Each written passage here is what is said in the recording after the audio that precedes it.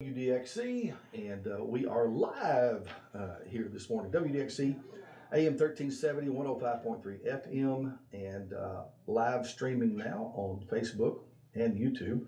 And I have a special guest in the studio this morning, Mr. Dwight Johnson. Dwight, how are you, buddy? I am doing well. Glad to be here, Jeff. Dwight is with the Bend Soap Company, and that may be new to you. It's new to us here in Lawrenceburg and Lawrence County. But I wanted to kind of get your background story and how Dwight and I met. Of course, he was relocating here from Oregon, a little place called Bend, Oregon. And you and I got together, and you ended up purchasing the old Bob Surplus building and are moving operations here. And before we get too much into the Bend Soap Company, tell me a little bit about that first, and then I'll back up. Yeah, well, it's funny. I never thought growing up that I would make soap. You know, you ask people when they become older, they want to be astronauts, firemen. I never thought I'd be a soap maker. Yeah. But it was one of those things. It was necessity is the mother of invention. And my son, when he was 3, Chance, had eczema so bad he was scratching at night till he bled. We were trying all kinds of topicals. We found out most of the topicals had steroids in them and all kinds of things that a 3-year-old should not be putting on his body. So I started becoming a Google nerd and figured out that goat milk, along with olive oil, red palm, and coconut oil, was absolutely amazing for the skin. And so we started making soap in our own kitchen and over at my father-in-law's house when he was out of town. And it just kind of grew from there. We made it in a little 4-pound pine box that I built to make a loaf, and we cut it with the kitchen knife on the table.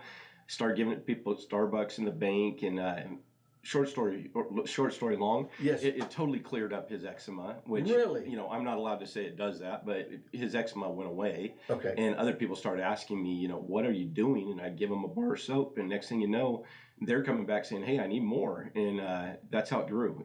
First 6 months, we gave away soap. And then the next 12 years, we've been selling it. And it's 12 been years. Awesome. 12 years. The Bend Soap Company in Oregon. Yes. Bend, Oregon. Now tell me about Bend, Oregon. Well, the reason we called it Bend Soap Company, I'm not real creative, and we were in Bend, Oregon, and I was actually going to call it Baby Bottom Soap Company, and all the women in my life said, no, you don't. They thought different thoughts than I thought. You know, I was going to say soft as a baby's bottom, and you smell better too. Yeah. You know, but that got split out. As a guy, it sounded good. As a gal, it was not a good idea. So I called it Bend Soap Company, and we started growing it right there in Bend, Oregon, because we had 40 acres, and we were able to raise our own goats and milk the goats and make the soap, and it was just a family business. We do craft shows and sell at different places, and then we discovered this little thing called the internet, and it blew up. It blew up. Really? Yeah. Well, for me it did. You know, yes. I'm no Jeff Bezos, but it definitely blew up for us as a family. So the business exploded, I guess, from just the internet growth at that point? Well, we grew by no less than 50% a year for 10 years straight. And some years we were quite a bit bigger growth than that. That's amazing. And that's just a family business kind of brought up and out of solving a problem. Yes. Isn't that neat? And just like most American dreams, they started in a garage. You know, it started very small, started in our kitchen, and it just grew from there. And it's been a fun process, but where the process got a little tricky and why Bend became a place that I love to be from is they started cracking down on anybody who was living outside of the city, and they said we could not operate a business on our farm. And that was mind-blowing to me. They literally red flagged our property and said you cannot be operating a business off the farm, even though we're milking the goats, we're making the soap, you know, it's a very organic process. They said you have to move into town. And so we leased a building in town, and that got eminent domain. And about that time, I'm looking around, Bend's gotten outrageously expensive because we've had a large influx from Seattle, Portland, San Francisco, people that are moving up there, and it changed the culture completely, and it became harder to do what we were doing. And so that's when I started looking at a different location. And at that time, we were shipping 75% of our orders east of the Rockies. Really? Yes. So, I mean, all the Midwest, all the way back up to New York, down to Florida, Texas. I mean, this whole area is where most of our customers were. That's awesome. And so that's when I started, even though I did craft shows all over the West Coast, that once they found us online, they started hunting us down. So we started looking in Tennessee, and it was funny because I flew into Nashville thinking Nashville would be the place because I have a cousin up there, I have friends up there. I don't like Nashville as far as for raising a family. Yes. It already feels like it's Bend, Oregon, you know, already it's very I don't know if we're allowed to talk politics, but it's blue, and I didn't like it. I wanted somewhere that I could raise my You can family. talk politics, anything you want to talk about. It just it felt a lot like what I was leaving, and I didn't want to jump out of the pot and into the fire, and so that's why I started looking in the outskirts. And I was driving down this way because we have a little it's a fruit stand outside of town. David Ray, his Okay. family owns it, and Okay. and they were carrying Ben's soap, and I had left my soap, and so I was driving down here to get a bar of my own soap because I can't leave home without it, and that's when I saw the building up in Columbia, a little south of Columbia, and I called on it, and the realtor was Blake Lay, Yes. and your honorable mayor Blake Yes. Lay, and he said, well, have you ever thought of Lawrenceburg? And I Yeah. said, I'm heading that way right now. And he welcomed me with open arms and brought in Ryan Egley. And Right. they just teamed up and they said, well, we got to call Jeff Hood and we got to get you into a building. And so that's when we found the Bob's Wholesale, and it wasn't even on the market. That's how awesome they were. They Yeah. were able to hunt it down and Yeah. make it happen. Yeah, we all put it together, and we're so tickled too because that's just a great, nice, big building, and it needed something. Yes. It needed someone like you to come in and take it over and get something going on that's going to work. You mentioned your family during this, Yes. and of course, I've had the privilege of meeting your family. I think most of them, but there's a lot of them. I have 10 children. Yes, 10 children. 7 boys and 3 girls, and they're my life. They're awesome. I know they are. I know they are. And you mentioned the one who had the skin problem, which started this adventure for you guys. So you have 10 children now, ranging in age from where to where? So the oldest is 18, and the youngest is 3, almost 4. Little Wow. Victoria, she's all of them melt my butter, but she's got a way about her. It's the baby of the family, you The know. baby, yeah. Well, you've told a little bit about the soap company, and your background personally. You said you were originally, I think, from Southern California, but you ended up moving out of there as quickly as you could and wound up in Bend, Oregon. Now, how did you and your wife meet? So my wife and I met the first time. I don't remember it because I was about 4. Oh, really? Yeah, that we did. My father and mother did a home fellowship where people would come to our home on Wednesday nights and we'd do a Bible study. And her family came to that home fellowship, and that's where we met them the first time. Okay. And my dad kind of raised free range kids, and their kids were always like ducks all in order and And wait a minute. sitting perfect. Free range kids? That's what I call them. I raise free range kids. I like them to get outside. I like them to play. If they're getting dirty, that means they're having fun and they're being kids and they're healthy. If they're inside playing video games, that is not going to happen. Yeah. Not going to happen. I can attest to that because you and I went and looked at a big piece of property, a big farm, and you showed up in this huge camper bus thing, and all of your kids piled out. And I was like, my goodness, it was like a clown car for there. Yes. They just kept coming out. And and when they came out, they just went in 100 directions. Yep, they went exploring. So I'm used to trying to organize things and trying to keep everybody in a corral and show them this and show them that. And your kids just went, pew, and out they went. Yes, they had some exploring trees. to do. They were climbing trees, and I mean, one of them went to the top of this tree. I'm like, he's gonna fall. But you took it in stride. You never even flinched. No, I guess I grew up that way. You know, my mother would get in trouble from people coming up scolding her because I was at the top of a light pole or, you know, doing something fun. And she'd look up and she'd go, Dwight, you probably come down now. And then she'd walk off pretty laid back. They're good climbers. You know, I have no worries that they're going to be just fine. That's neat. But they do make other people nervous, so we have to rein them in now and then. That's neat. Well, let me see if I've got a phone call coming up here. Miss Simbeck here. Hey, good morning. How are you? Well, I am just great. Well, hon, I had my foot up.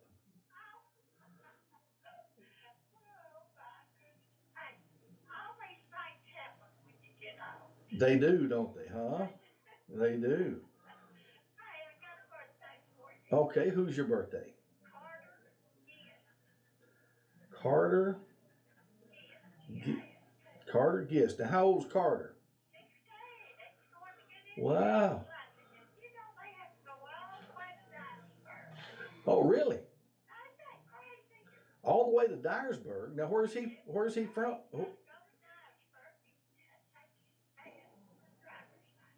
Can he drive good?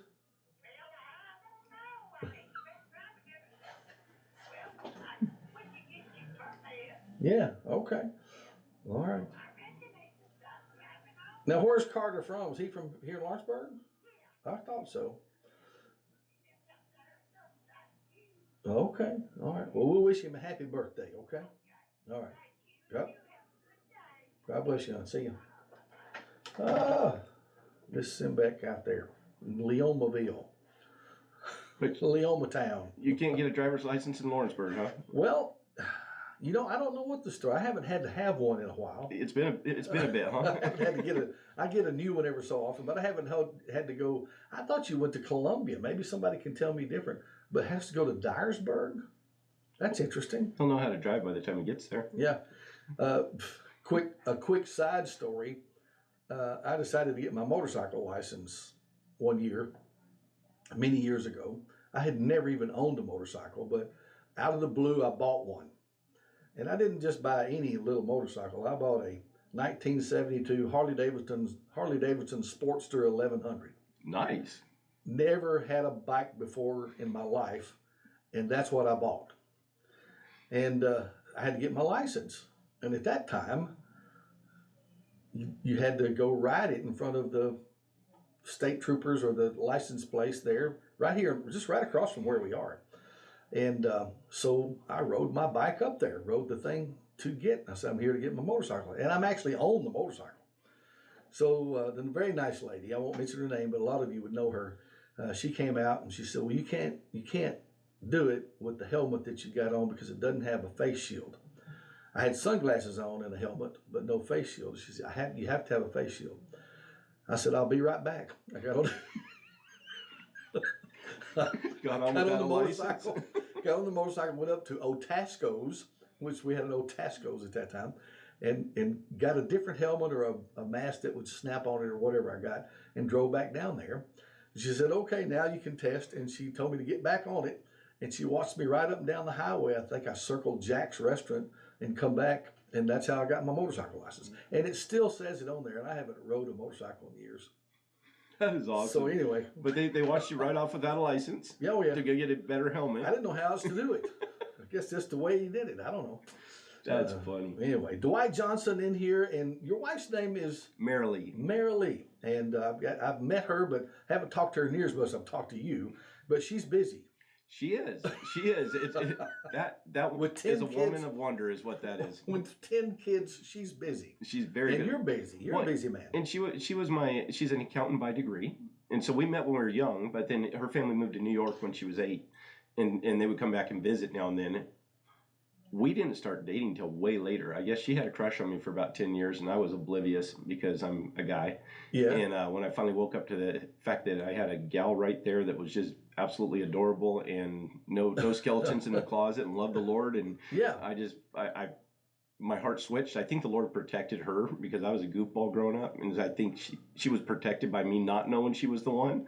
The Lord protected her by waiting on you to mature a little. Yes, and never mature to the point where you're ready for marriage, because we're never ready for marriage, but mature enough to be able to grow in that next phase of, getting married. You get to grow up some more, and then you have kids and you find out how immature you really are, and you really start growing up. So yeah, Teresa and I matured together. We married, I was 18 years old. Oh my, that is awesome. Yeah, and so we matured together. Yes. Well, and I jokingly say, could you imagine the amount of kids we'd have if we got married at 18? Oh my gosh. I mean, we could have had 20. Listen, you're almost Amish. Yeah, I'm working on it. I enjoy technology a little more. Yes, you have to have the technology for what you do. But well, listen, I know you to be have this entrepreneurial spirit. You're always looking, always looking and growing, and I think that's what's made you and your family a success together with the soap company for one thing. But you've probably got some other dreams out there. Definitely. Yeah. We got things we're working on. To me, it comes back to when I was about 17. My dad owned a decorating company. We put labels on bottles, like Grey Poupon mustard, stuff like that. Really? Yeah, so we decorated all those Grey Poupon mustard for about 30 years. Before then, it was returnable Pepsi. I mean, just stuff you don't even think about being decorated. But I wanted to do these creative mugs that had these slogans on them that were a little less than tasteful. And my brother Chad, who's been a good mentor to me over the years, he goes, "Yeah, you can make $1 million doing that, but when you look in the mirror and realize that's where your money came from, how are you going to feel about that?" Yeah. And I felt dirty just thinking about it. Yeah. And so from then on, it was always, the lens was, how is this product going to help people? Yeah. And I won't make any product that isn't going to benefit my fellow mankind, because to me, that's why we do what we do, is to make society better, to make people better. And so that's why we do clean, natural skincare products. But we also do a little bit of CBD, and I know that's controversial. Yeah. But we do not do any smokable, anything like that. Like, it's topicals, it's ointments to help with muscle pain and stuff. Well, there's been a lot of success with that. There has. I mean, lots of people I know have swear by some of those products. And I'm not necessarily talking about yours in particular. But they're talking about mine. Yours, yeah, they're talking about yours. But what is it, CBD? Yes. Now they found their CBG and CBN, and there's a lot of different aspects to the CBD. But we have focused on the CBD products, and I thought it was all hype. But then I started using some of it, like when I go for a run, and I'm not built for running. You know, I jokingly say, the wicked flee when no man pursueth. You know, it's I'm not a big runner. But that being said, I went for a 5K run. My calves were aching really bad. I rubbed it on there. I couldn't believe the relief. And so anybody who's working out, they put this stuff on. It helps them rebuild quickly, and they're not sore the next day, and they're able to continue working out. So it's pretty awesome. It's pretty amazing stuff. That's pretty awesome. And you couldn't get a buzz if you drank the whole bottle. You know, there's no Delta 9, which is what the THC that will mess with you. Yeah, the THC, that's all been farmed out. That's not what we're talking about. No. Although there is an element of society who think that has some kind of crazy benefit. And maybe for them it does. But that's not what this is about, or what you're about at all. That's interesting. Well, tell me, I know that there's been a lot of renovation work going on. The building, the old Bob Surplus building, which is now you also have the little building in front. Yes. There, so that whole campus, that whole area right there, is part of your operation. But you haven't fully got moved in. You're not fully operational yet. So no. Kind of tell me the process, what's happening. So yeah, it was kind of an interesting process. We didn't know that we were being eminent domained when we ended up buying everything back here. But then we found out we had to be out before the holidays, which the holidays is our biggest part of the year. And so what happened is we decided to move shipping back. So we moved shipping into the front building. Okay. And so all of our distribution for shipping to customers has been going on out of Lawrenceburg, which has confused some of our customers, because we're Ben Soap Company and their package shows up from Lawrenceburg. They're like, what's going on? So a little bit of confusion there, but all of our soap making has still been going on in Bend, Oregon. Okay. And until just this week. This week we are going to start making soap in Lawrenceburg. Oh, so really? We're really excited about that. We've been working at gutting the warehouse, cleaning it up, bringing in more power, bringing in better water, bringing in not better water, but a bigger water line. Yes. And then also natural gas for the HVAC system. We're going to actually HVAC the whole building, because we want to get the humidity out of it and make a good working place for the employees. Because every one of those people are family to me. Yeah. And so I want them to be part of the team. Once you're fully operational, how many employees is it going to take there? We're about 25 employees right now. And then we're hoping to start ramping it. The bottleneck for us has always been big enough facility, because when we started, I started in a double wide. I was renovating, well, first my father-in-law's house, and then a double wide that I was renovating for a rental, because I'm always kind of got some project going on. And but then I grew into a little shop next to our house, and then we grew into the arena, and it's just been kind of this slow. Well, it's been pretty fast, but it's been growing from building to building, and we finally here in Lawrenceburg have a big enough building to really. My heart is to get this hazmat that's coming in from Malaysia and China, right, and get it out of people's showers and get our all natural soap into their shower. And so I want to get in every shower in America. That's the goal. My joke is, once we get in the shower with you, we got you for life. That's good. I like it. I like it. Well, when I'd like to see the operation at some point. Absolutely. I want to come and see it. I want to see how the soap make is done. Which I'm going to come back to this in just a minute. I need to take a little break. Get the weather checked for us.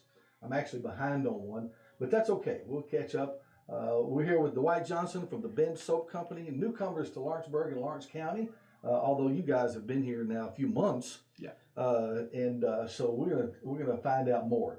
But we need to take a quick break, take care of a sponsor too. We'll check the weather, and we'll be back. In 2007, vision of Thousand Hills Cowboy Church was born to create a place for cowboys, cowgirls, farmers, ranchers, horse lovers, and anyone who loves the outdoor lifestyle can come and worship. Located at 1025 Brewer Road in Edwards, Thousand Hills Cowboy Church has a gathering every Sunday morning at 10. Cowboy or not, you're invited to come and worship as you are. So no need to dress up fancy, just wear what you got. Thousand Hills Cowboy Church is a gathering of ordinary people who want to show the extraordinary love of Jesus Christ. From the Tennessee Valley Weather Center, I'm Craig Gossett. State forecast. Partly sunny today, but maybe a few isolated showers and thunderstorms possible. Daytime highs near 80 degrees. Winds tonight, any shower wraps up early in the evening. Then partly cloudy overnight, lows in the upper 50s and lower 60s. More of the same for Thursday, partly sunny, maybe a shower or two here and there. Highs in the lower 80s. Friday, slightly higher chance of scattered showers and thunderstorms, otherwise partly sunny. Daytime highs near 80 degrees. More showers and thunderstorms possible. For Saturday. Bless you.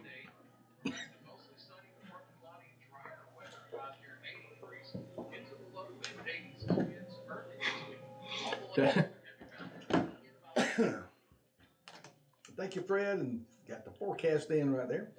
And again, we're visiting with Dwight Johnson from the Bend Soap Company. Him and his family here. It's a family-run, family-operated business with several employees. Now you have 10 children. Now, it's the soap is the base of the product is goat's milk. Yes. So you have a goat farm. Yes.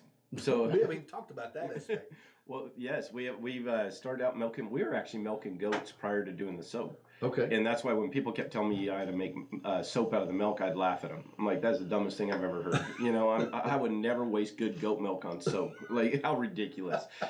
Be careful what you say you never do. You know, I found the Lord has a way of having me do a lot of things I say I never do. Yes, never say never. Exactly. And so, yeah, that when I first got married and we started having children, and I realized that they only are on mama's milk for so long. I wanted a good source of nutritious milk, and that's when we started buying milk from friends that was raw, fresh, right from the goat. And I've loved goats since I was a kid. So I'm like, you know what, babe, I'm getting goats. And she looked at me and she'd never known that side of me. She's like, you're getting what? And so I came home with 2 goats and we started milking them. And she fell in love with the whole process. And so we'd fluctuate from up to 100 goats down to, 5 goats, just depending on what we were doing at the time. And we're drinking the milk, giving it to friends, just raising goats, and never dreamed that it would become our livelihood. That was never in my, other than like maybe selling cheese or doing something like that, I never thought I'd be doing this as a living. I've had some good goat cheese. Oh yeah. Oh yeah. Do you make that too? I don't. I worked for a cheese farm for a little while, and I helped him with his goats and managed the herd for about 6 months, and I absolutely loved it. I love the process. That is an art. Making cheese is an art. I would say. I have no idea. Especially the harder cheeses. Yes, the ones that the hard cheese. Yep. Now, why is that? Well, a lot of it has to do with when you're curing it. You have to make sure you get the right. You have to rub the cheeses. You have to put the right solutions on them in order to keep from growing the wrong molds and growing the right molds. Like it is quite the art. Besides the cheese. Yeah, pretty much rubbing them down. It depending on which variety you're going for. But yeah, there's Juniper Grove Farms out there in Redmond, and he's no longer in business, unfortunately. In fact, all the cheese guys that were in that whole area, sooner or later, they mocked me for being the soap guy, but we're still in business. So. Good deal. So the cheese guys were a little like, oh, you're wasting good goat milk here making soap when you could be making good cheese. Well, they always made fun of me until they used the soap, and then they Yes. came back and asked for more. And Yeah, there you go. that's what I found is the gals at the bank. You know, when I brought it in, I'm entrepreneurial, so they saw the soap and they just laughed. They're like, "Is this your next venture?" And I said, "Oh, no, I'm just making it for my son." Yeah. And they mocked me for making soap, you know. But then next time I come in, they're like, "Hey, do you have any more?" And I'm like, "You like it, don't you? Admit it, you like it." And yeah, they fell in love with it. And that's actually a gal from the bank was my first customer. Really? She came to me and says, "I'm going to give them away as holiday gifts." And I How said, about that? "Okay, you know." And these are crude. These are being cut with a steak knife on a kitchen table. They're very Yeah. homemade back then. We see some homemade soaps here around the community. Yes. And some of the Amish make some homemade soap. Yep. We see it here and there, and it's pretty crude. You know, they don't necessarily have the molds and all that kind of stuff. It's just blocks cut, Yep. sharp corners. Well, and mine still have sharp corners. And it's funny, my uncle hated that. He wanted it to be dial or dove. And I told him, I said, "You know what? They may have rough corners, but at least they're not full of hazmat." You know, Irish Spring, I jokingly say, if the Irish really had a spring with that many chemicals, they'd all be dead. Oh, my goodness. So it's pretty gnarly stuff. So you're going to talk about my Irish Spring soap, are you? I'm going after it. Like I said, once we get that hazmat out of your shower and get our soap I'm together, good. you'll See, never go back. You got me convinced I've got to try it. I haven't tried it yet. Oh, well, I should have brought you some. I'll bring you I some. have not tried it yet, so we're going to have to do that, and I'll be spoiled now. Well, let's put it this way. Every time we buy a property through you, we'll give you a basket of soap, and we'll just keep you set. That's right. Well, just to let you know, that's how Dwight and I met, of course, through the real estate aspect. But he's become a great friend, and your family, and we're just tickled to have you guys become a part of Lawrenceburg and Lawrence County. We're looking forward to it. Now, you haven't, well, I'm going to ask you, it was surprising to me to hear from you because the last time I talked to you prior to this go around, you were still in Oregon. Yes. And doing a lot of traveling. So all of a sudden you're here. So have you fully moved yet, or we're still processing the move? What are we doing? No, I'm actually still living in Oregon for right now. Okay. We have a little family farm over in the valley that's a couple hundred acres that I absolutely love. Every time I go there, my blood pressure drops. But you do have a home here. I helped you find one. Yes, and I love that home. It's a perfect setting, beautiful home. We're in the middle of remodeling it. Yes. I found years ago that for a healthy marriage, you don't remodel over the top of your head. Get the remodel done before you move in. That's a good idea. Because we've been through some of those remodels in our early days, and my wife is less than happy with those. Although she's game, like she is so game, but she also like, "Honey, if you could get it done before I show up, that would be great." Yeah. So you haven't fully gotten moved, but you've been this process of So we're kind of, it's been a big process because even bringing production back here, we had to bring in, because Bob's Surplus was a great warehouse, great frame, great shell, great everything. It didn't have the power we needed. It didn't have the water. It didn't have a lot of the features that we needed to really set up operations. Yes. And so we've been getting all of that put together, working with your municipalities and everything. It's been really good. You guys have a lot of people here that can support new businesses coming in, which is huge. Yeah. I jokingly say Lawrenceburg is like stepping back to the 1960s, and I absolutely love that. I say that as a compliment, not as a bad thing. I take it as a compliment because I hear that a lot, and that's a lot of the reason why people are looking to come here. Yes. We have a little bit slower pace. I like to think that we have a little bit of a Mayberry attitude. That's the word I use. I said I keep looking for Andy Griffith, or Opie. It just has that feel. Mayberry. Yeah. I love being a part of that myself. I really do. Just the example of, at the ballpark, the families that gather at our ballpark here, Bobby Brewer Park, and the ball games that we go to, and our kids participate in, and everybody seems to know everybody one way or another, or connected one way or another. And it's just that kind of community, and we like it. We like it a lot. And we got a lot going for us too. I mean, economically, we're impacted just like anybody else is. The Nashville market is exploding and has been for years, and we're feeling that push on our properties, on things that we do. Mm-hmm. And some of it's been positive, but to be honest, some of it's not always positive. We like our small town atmosphere, but we also want to experience some growth. So it's kind of a catch-22. hear exactly what you're saying. You know what I'm talking about, Exactly. Well, when I moved to Bend, it was a very small town. Mm-hmm. It was before the bypass. It was before all these things were put in, and it had that. You knew everybody. You walk into the store, you know half the people there, and there was a fun spirit that way. Nowadays, you wait twice to get through a signal. I mean, it's just the traffic's heavy. The people there, it's just filling up. And so when I was looking for somewhere to plant my flag and put my family and sink some roots, I wanted something that had that slower pace and that feeling of community. And that's why I love this area. Everyone I met had that feeling.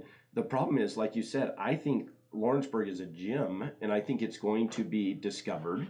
You know, my dad, you look at what's going on in Texas. Oh my gosh, I mean, it's just blowing up. I actually looked at Texas, and my dad jokingly said, the only problem with Texas is when you walk out your front door, you're still in Texas. You know, where here it's just so beautiful. You got the rivers, you got the trees, you got the rolling hills, you got all the ag, the farm. It just really has that feel, and I love the Amish. I love seeing them riding their wagons down the street. There's something about stepping back in time that it feels like when you get here. It does give you that just a little bit. Yeah, we're modern enough to have the modern conveniences, but we can turn our head just a little bit and be completely rural. Well, and I like that too, because we couldn't do business without high-speed internet. Yes, exactly. we just couldn't. And that was one of the things we checked. And sure enough, you guys got great internet. Yeah. You've got great services. So you are in the 21st century. You just have that slower pace of life. And unfortunately, people are going to discover this, Jeff. They're going to discover it. Yeah, you're and they're going to flood this place. And I just pray it takes them time to discover it. Yes.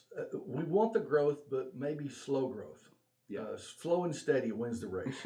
You know, explosive growth sometimes can hurt you. Yeah.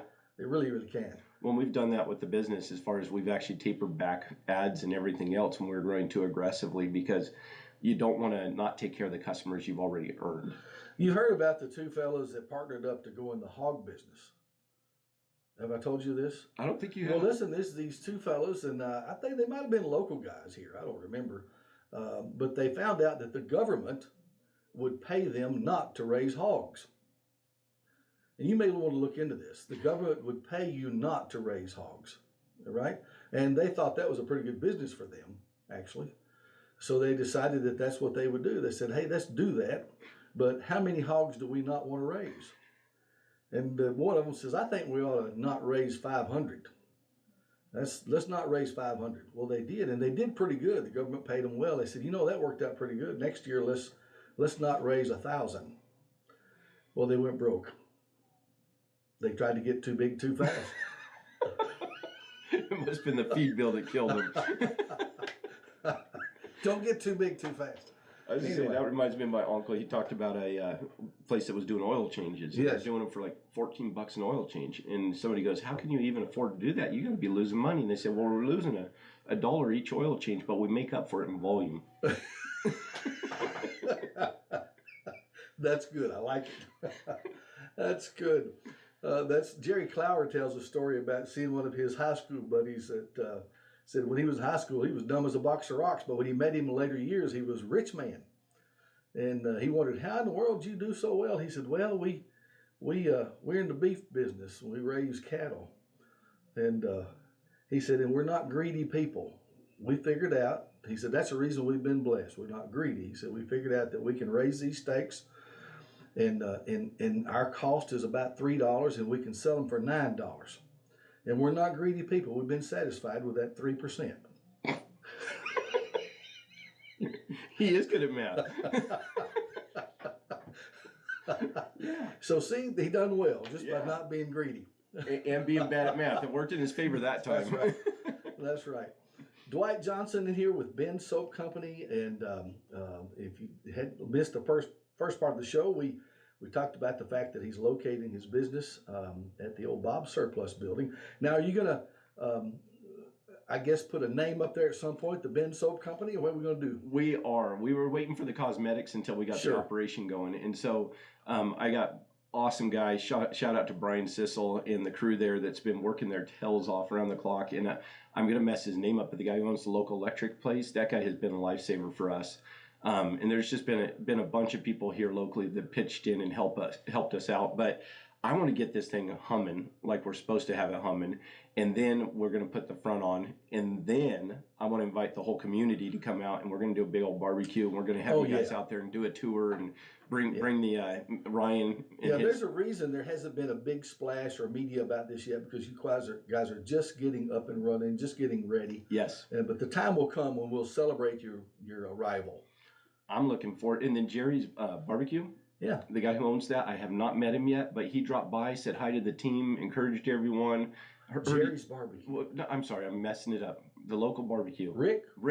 Why did I say Jerry? Okay, Rick's I'm barbecue. losing it. Rick's barbecue. Yeah. Sorry. He is an amazing guy. He dropped by. I haven't met him, but the whole crew was stoked after he came by because Yeah. he's super friendly, super encouraging. Oh, He said, yeah. I want to meet you guys. I want to help you wherever I can in the community. And it's people like Rick that make this community awesome. Yeah, they make it hum. That's right. It's Rick and lots of others. Yes. Lots of others. Rick is a good guy. Well, same with the DOS Bros. Yeah. Those guys are great. We got lots of good folks Yes, you do. that can help you in lots of directions. Well, that's right. Let's see, it's 8:40, and we got a little further to go. But I was going to come back to something, and now it's left me. We're talking about the goats and goat farming, and you've got the goats out there. Now, my question's going to be: are you going to look to have some goats in this area? I mean, because I'm glad you're bringing that the up. transition has got to happen somehow. You got a big transition to make. Yes, no, it's every step of this has been a large process. I didn't realize what size company we had till we started moving it, and then I went, oh my goodness. Yeah. But no, we are actually looking right now for a local goat dairy that can partner with us. That would be the dream. But if not, I will set up operations again back here. We'll buy a farm and we'll go ahead and set up. We know how to milk goats pretty darn good. Yeah. So we'll go ahead and set up our operation. But we do have somebody who's milking our goats right now because we realized during the transition, everything else we have going on, it was going to be almost impossible to, goats lactate all day long every day. And you have to milk them twice a day. You don't own a goat, they own you. And so we realized with everything going on, we were going to have somebody partner with us. So my goats are on a farm that we own that somebody else is milking for us right now. But that's in Bend, Oregon. So we are going to have to figure out a solution to that problem. It'll happen. So any goat farmers out there, please reach out to Jeff Hood and Yes. let him know who we are. We can hook you up here with a good business opportunity, farming opportunity, or something of that mix. That Absolutely. would be which is going to be needed to support your business and industry. Yes, and we kind of, it was interesting because we started out, all the goats were our goats, we milked them, we did everything, and then we started expanding, and I realized I could either grow the dairy bigger or I could work with some of the local 4-H. And so we started working with some of the local 4-H in Bend, and it was awesome because these gals had always been in the red. They're at a net loss raising their dairy goats. It was a passion. Yes. We started buying the milk. We set them up with freezers. We got them all going. They literally had tears in their eyes when they were telling me this is the first time their dairy's ever been profitable. Really? They're paying for their hay out of milk proceeds, and they were able to actually make money and go buy groceries for the family because we set it up where we paid them well for the milk. Because that milk is liquid gold to us, and it has to be treated like food grade milk. Like we want it pure and beautiful. Sure. But we showed them our specs, and they did it, and they actually made really good money. So it is a great opportunity. Isn't that awesome? I may have to go in the goat milking business. You already got like 8 businesses, Jeff. I know. No, just one or two. Just one or two. It is 8:43, and listen, I know what I was going to do. If there's anybody listening out there who would like to call in and maybe talk with us, or asked Dwight a question about the soap or the goats or the goat milking process or any of this process, the lines are open, 766-9393. We'll be glad to take your calls at any time during this with no problem. No problem. So you got 10 kids. Can you name them all? I can't name them as fast as they can name them because for some reason, when it's your siblings, I used to grow up Warren, Kerry, Chad, David, Dwight, Carter, Naomi, Wade. That was the names of my siblings growing up. But with my kiddos, it's Burnell, Oren, Chance, Ty, Quint, Wyatt, Vienna, Royal, Holly, Victoria. Wow. And they're absolutely amazing. They They are so are much amazing. fun. I've met, I think, most of them. Probably. And but I couldn't name them. No. No, we don't expect that after the first. Our first encounter with all the children there, and you guys coming off of that bus, and they found these what we call hedge apples. You remember that? Yes, yes, And they wanted to take them on the bus with you. absolutely. Did they make it home with any of them? I don't think so. I don't think so. No, they had them and they absolutely loved them. But then I think most of them got pitched out the window late one night. Yeah. The hedge apples. They were fascinated by them. I remember that. Good deal. Well, so is everybody here with you? No, this trip I had to bring some stuff back kind of in an emergency. So I hooked up a trailer and my son Oren and I hopped in the truck and we took off on Friday night at about 10:30 at night and we got here Sunday morning. So we made a mad dash to get across here. From Oregon? From Oregon to Tennessee. That was a brutal drive. How many hours on the road is that, by the way? Our GPS said it was going to take us 1 day, 9 hours, and it took us a little bit more than that just because the fact that, I mean, it was 2,400 miles total. So because we came from Yoncalla, which is over on near the coast. Yes. And so it was 2,400 miles to get here. But where I started calculating was about 2,000 miles. It was from the Oregon-Idaho border when we took off at 10:30. What do you got, one drive while one sleeps or something? And that's exactly what we did. Just keep rolling? Kept on rolling. We had a flat tire in Wyoming that we had to fix. But other than that, it was just driving and gas and driving and gas. Many years ago, I made a round trip by myself to Brownsville, Texas from here, which is down at the border where they're having all the trouble now. But I left out on a, what day did I leave? I think I left on a Saturday and drove down straight, pretty much all the way to Brownsville. Dropped off some stuff, spent the night, got back in, and drove back. And that was brutal. It's just, what were you going down there for, a date? You had to deliver some parts. I worked for a company at that point, and they needed a special delivery to Brownsville, Texas. And there was a company across the border there, Metamoris, that did automotive stuff. And so I was delivering a part. And I kind of I didn't have to do it. I volunteered to do it. And I went to the library and at that time, they had, my truck had a cassette player, didn't have a CD. And, but they had books on cassettes that you could check out in the library. That's awesome. So I was listening to books, different ones. I think I listened to Frankenstein, Mary Shelley's Frankenstein, the actual novel. I think I listened to that and one or two more on the trip, and got to drive through country that I had never seen before. So I thought that was kind of neat. No, that is Texas is so big. Texas is big. I always forget, and every time I head across Texas, I go, "Oh my!" There was one point when we in Wyoming when we pulled onto 80 coming across. It said 826 miles before our next turn, and I don't think I've ever seen that on a map. 800 miles before you turn? Yep. That's good. That's really good. Yeah, I because like that. it was all of Wyoming, all of Nebraska, and into Illinois before we headed south. Wow. Okay. It is 8:48. Let's see. I think I may have a quick break to take, and then we'll check the weather, and we'll be back and kind of wrap up our last few minutes with Dwight Johnson. Stay tuned.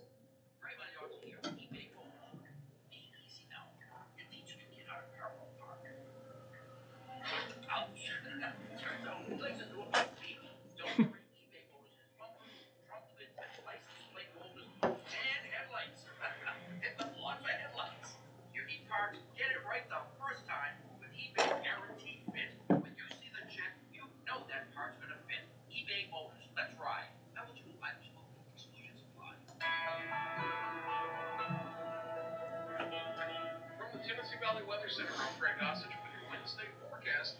Partly sunny today with maybe a few isolated showers and thunderstorms. Daytime highs near 80 degrees. Going into tonight, any shower wraps up early in the evening, and then partly cloudy overnight. Lows in the upper 50s and lower 60s. More of the same for Thursday. Partly sunny, maybe a shower or two here and there. Highs in the lower 80s. And for Friday, a slightly higher chance of scattered showers and thunderstorms. Otherwise, partly sunny. Daytime highs near 80 degrees. more showers and thunderstorms possible for Saturday. Highs in the upper 70s. And then Sunday through Monday, we're back to mostly sunny to partly cloudy and drier weather. Highs near 80 degrees. Into the low to mid 80s as we head into early next week.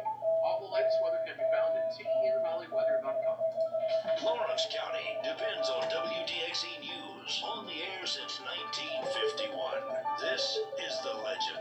105.3, 95.3, WDXE. All right, we're back with Dwight Johnson from the Ben Soap Company, and the phone's ringing. Let's see what we've got. Who knows? Hey, good morning. How are you? Hello, you're on WDXE with us. Hello, hello. Well, nobody there. Hey, you're on WDXE with us. Do you guys have a local phone number? I don't know. I called the team. I never called the company. I wasn't prepared for this. Yes, we need a phone number, don't we? Now, I do know that you can, if you have access to get their website, they do have a website for you. It's bensoap.com, and then the phone number is not local yet. It's 541 541 241 241 6185. 6185. Right there. So the phone number is not a local number yet, but it will be before too long. But right now it's 541 241 6185. And of course, you can go to bensoapcompany.com as well. Is that the way it is, Ben Yep. Soap Company? We're Ben Soap. Ben Soap. I'm sorry. Either Ben one. Soap. Either one. Yeah, he's in process of moving as we speak. Yes. Yes, indeed. All the orders that go out right now are going out of Lawrenceburg. Yeah, all the orders are being shipped out of Lawrenceburg.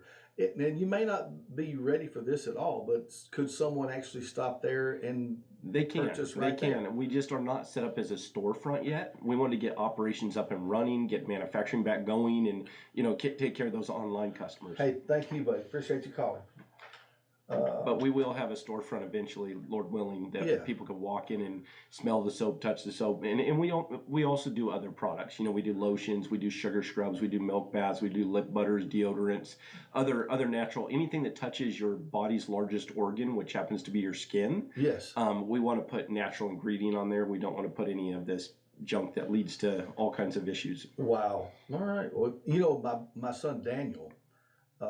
May does too. May she battles eczema just a little. It's not severe, but battles it a little bit. She's very light skinned, blonde, that kind of deal. Yep. So she battles it a little bit. And after talking with you before, I thought, I really need to look into this, and still haven't for some dumb reason. We're American. We get busy. Yeah, for some dumb reason. But Daniel has a name. But he's got little tiny bumps. In fact, it's type of rosacea. The nickname for it, sometimes they call it chicken skin. It has a name. And it's somewhat genetic. They say. Teresa has looked up it. It's not severe. It's not crippling or anything like that. But it's a little concerning. Yeah. Because he has a lot of little tiny bumps on his skin. And we want to find out a little bit about that. So didn't mean to bring this into a personal thing, but talking with you, I'm wondering if something like that would help him. I don't know. Well, and most of the time, things that are important are personal. That's why I started making it. It was very personal. That's right. And it's crazy when you start putting natural things on your body, how well your body responds to it. I would probably try the tea tree or the eucalyptus spearmint bars. Those happen to have some antifungal, antibacterial type properties that can help with things. The one that we've had a ton of success with is psoriasis. It's autoimmune deficiency. It's your body's inability to slough off dead skin. Huh. And the goat milk has an enzyme in there that helps slough off that skin. And then all those oils are full of vitamin E and antioxidants to actually help you rebuild your skin. And so we've had some amazing results with that. The first time a guy next to me at a booth said, "Hey, does it work on psoriasis?" I look like a deer in the headlights. I'm like, I don't even know what a psoriasis is. Like, what are you talking about? And so he showed me it was on his scalp. It was dry, flaky. And I'm like, I have no idea if it will help. Here's a bar. Try it. Like, worst case scenario, just try it. Well, I'm not going to, I hate to even bring this up and drag you into this, but what about growing some new hair for me? See, nope, not going to happen.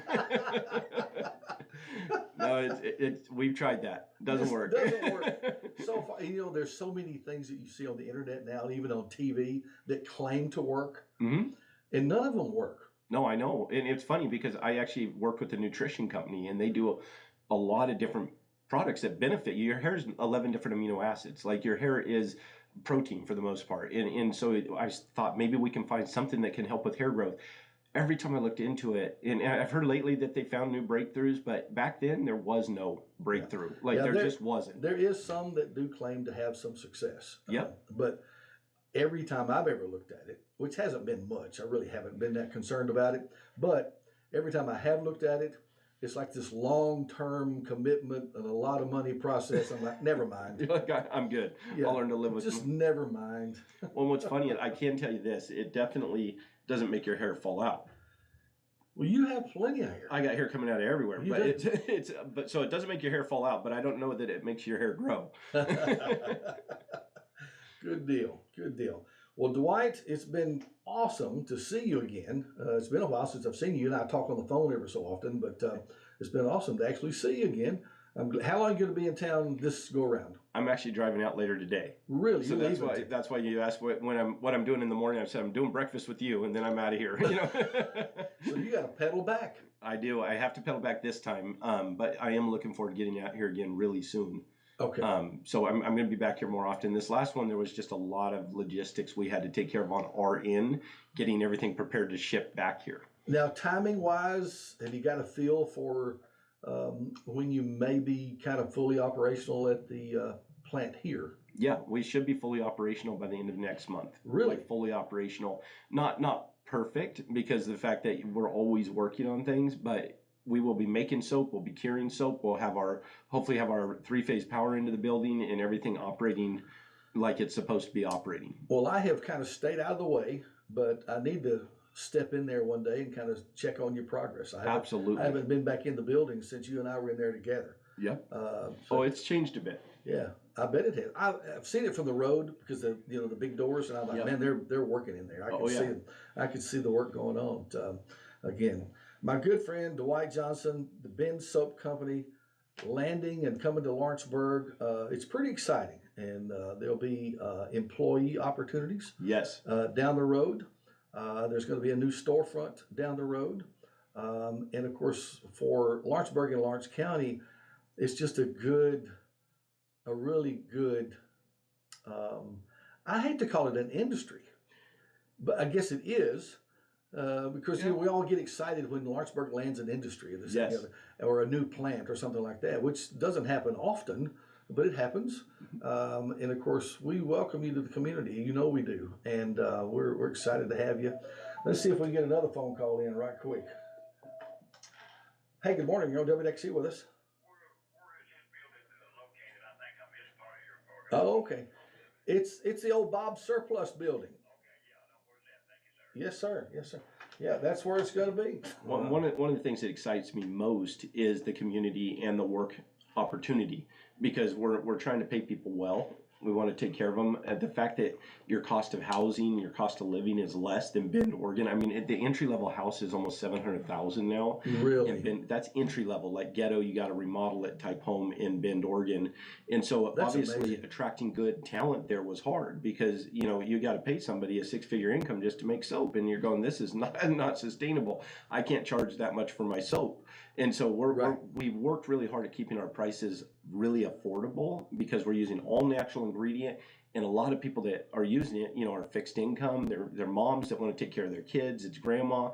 We don't want to gouge. We want to keep those prices affordable. Very good. And so here we're able to hire people, and we pay them more than they're getting paid at any other job in town, and they're absolutely ecstatic.